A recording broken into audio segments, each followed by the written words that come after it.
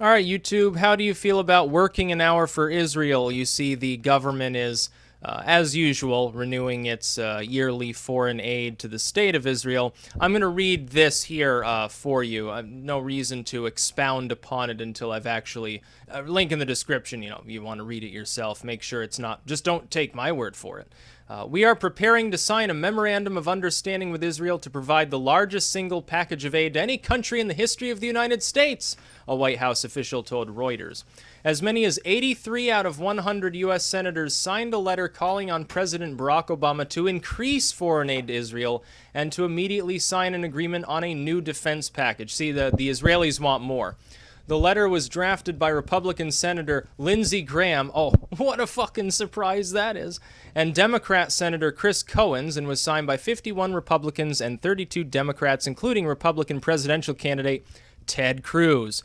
See, what did I tell you about, the neocons and what they're actually up to? You can't be a fiscal conservative if you're also saying, oh, yeah, the American people can afford to send billions of dollars to this country and that country and 100 million here and 250 million there. It just doesn't work that way. That's not fiscal conservatism in any sense. That's just fucking warmongering for the most part. The United States currently gives Israel $3.1 billion annually in military aid, about, I believe, $10 per person-ish. I think the population's up around 300 million. I could be wrong. It could be like 400 million, whichever. But Israel wants to increase it to $5 billion a year. So the Israelis, they're saying, oh, $3 billion's not enough. We need $5 billion now. Israeli Prime Minister Benjamin Netanyahu hinted that he would wait for Obama's successor to get what Israel wants. So essentially, he's going to lean on whoever else is in office next. If it's Hillary, he'll get it. He'll probably get double that amount that he wants. If it was like a Ted Cruz, Ted Cruz would just invite Netanyahu to stay in the United States for 4 years while he's there and be vice president or some shit. Under Trump, we're not sure. He certainly pandered to AIPAC, that's for sure. Which was hilarious to see, but then he's also said it's a mixed message that he sent as far as foreign aid goes. The fact that Rand's on board, if Rand gets into his cabinet, he'll probably argue against sending foreign aid to anyone, which would be great. U.S. Vice President Joe Biden, creepy Uncle Joe, the one that is always caressing small children and the wives of his allies in politics, is really fucking creepy to watch, by the way. Warned Netanyahu during his last visit to Israel last month that the aid package would be smaller than what Israel seeks, but stressed that the amount will reflect the security needs of the country. My question is, why do we have to send them any aid? This is a nuclear state. They're not under any duress from their neighbors. When people talk about Israel faces annihilation, the Iranians want to destroy them. Saddam wanted to destroy them. Everybody around them hates them and wants to destroy them. First and foremost, why don't we ask ourselves why everybody around them supposedly, other than the Jordanians supposedly, wants to annihilate them from off the face of the earth, other than, oh, well, there are Jews there. And number two, why don't we ask ourselves, why exactly does a state with dozens or possibly upwards of 100 nuclear weapons, that the Pentagon was aware in the 80s that they had a nuclear program already on par with the U.S. program. They had multi-stage hydrogen warheads. Why don't we ask ourselves why that nation really needs foreign aid at all? Why shouldn't we have a policy whereby every country in the world, regardless, close ally or kind of ambivalent state or maybe frenemies or something, not like, North Korea or something, but any state that's relatively stable that we can do business with and not get screwed, blued, and tattooed, why shouldn't they all have to buy U.S. armaments? I can see like giving away some last generation materials if a state really needs it, and then they're being threatened by another state that we happen not to like. Okay, that's fine. Why are we giving them so much free money and so many free weapons? The aid packages that we give them, by the way, they're often talked about by evangelicals as though what we're giving them is a bunch of food and money, and we're saying, okay, we'll prop up your welfare for elderly Jews whose family died in the Holocaust or something. In reality, a large proportion of that total is simply weaponry. We give them a lot of missiles, we give them tanks, we give them ammunition, we give them all sorts of lethal aid.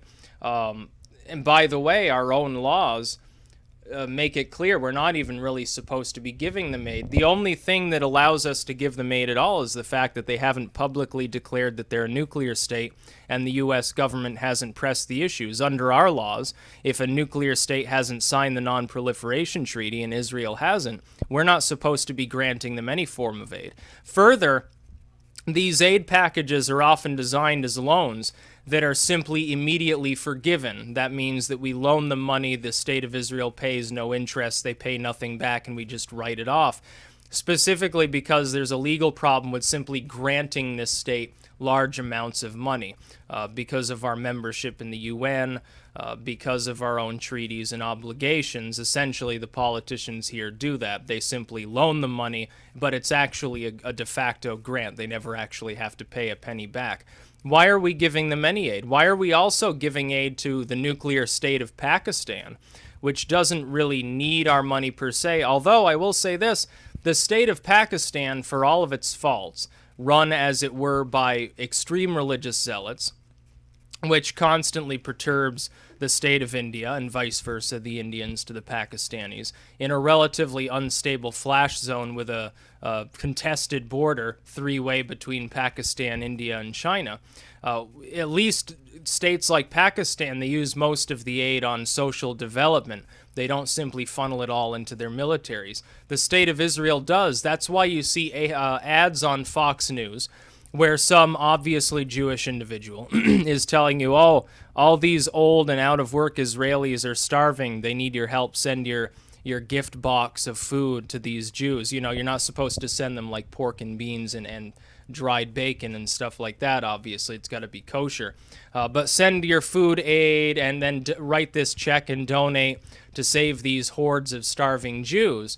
That wouldn't, if the Israelis didn't spend so high a proportion of their wealth that comes from, you know, a fairly small economy, if they didn't spend all of that on constantly building barriers and buying tanks and bombs and in their nuclear programs, then they wouldn't have that problem. The people there wouldn't need any form of donations. They'd be amongst the most wealthy in the world. They wouldn't be suffering with a high tax rate, to the point we recognize a state like Germany as a high tax part of the world. And yet there are people, a regular exodus of Israelis into Germany. And they were tweeting sometime, I think it was 2 years ago, they were tweeting back to Israel saying, man, you should come to Germany because this product and that product and this thing over here, they're so much cheaper and the taxes are lower and there's so much less animosity and things are just so much better here in Germany.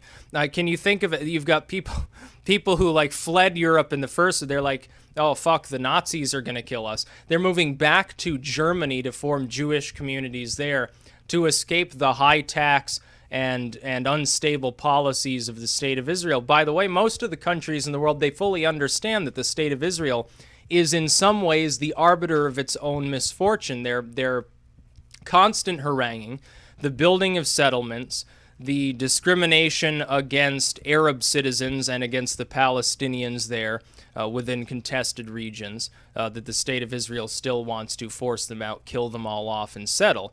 The fact that the city of Jerusalem is at the capital of Palestine, is at the capital of Israel, is at the capital of both. Trump says he'll move the embassy to the Israelis and declare that Jerusalem is theirs. Essentially, that may or may not be pandering. He said this to great applause in his AIPAC speech.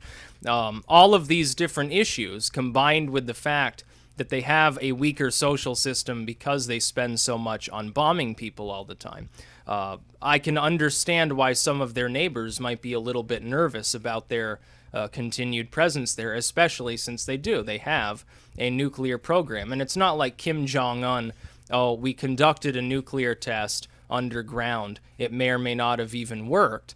It's more like, yeah, we have 100 very nice ICBMs in this complex here. We can essentially destroy most of our neighbors lock, stock, and barrel and kill basically everybody in these countries, and there's not a whole lot that they can do about it.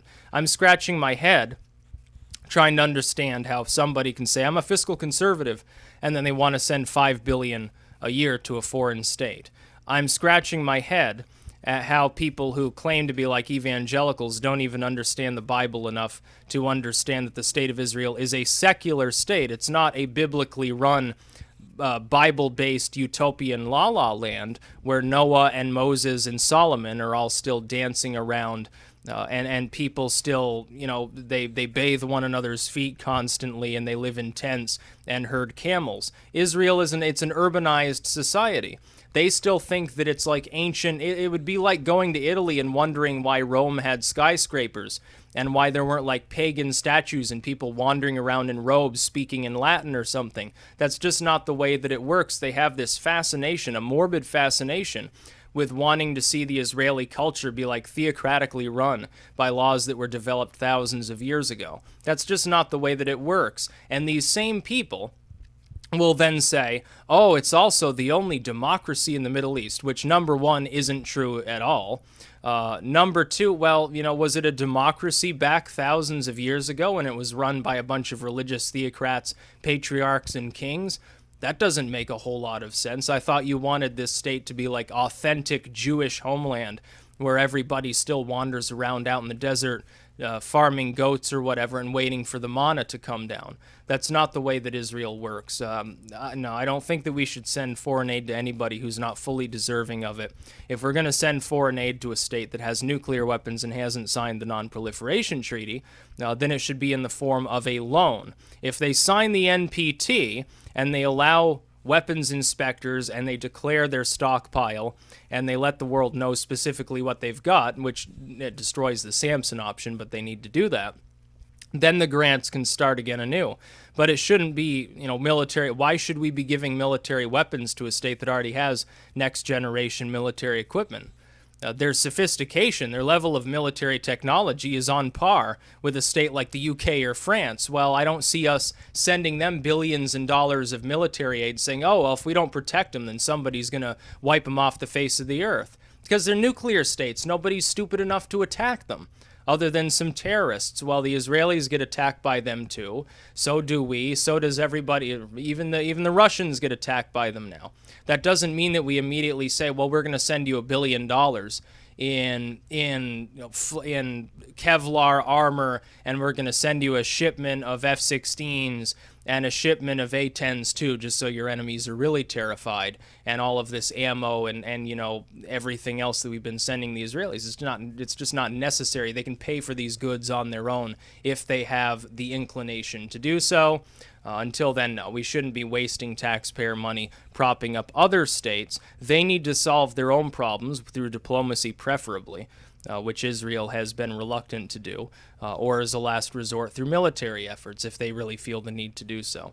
So I think it's funny because Lindsey Graham and Ted Cruz, of course, are mentioned explicitly here. We got to wait and see, though, what Trump really believes regarding Israel and foreign aid, because I think he's presenting two totally different, disparate beliefs to the public on this. It seems like when he was speaking to AIPAC, he was almost a different person than when he was speaking in many of his rallies. I think there's a big difference between the two. We got to wait and see. That's about all. Peace out.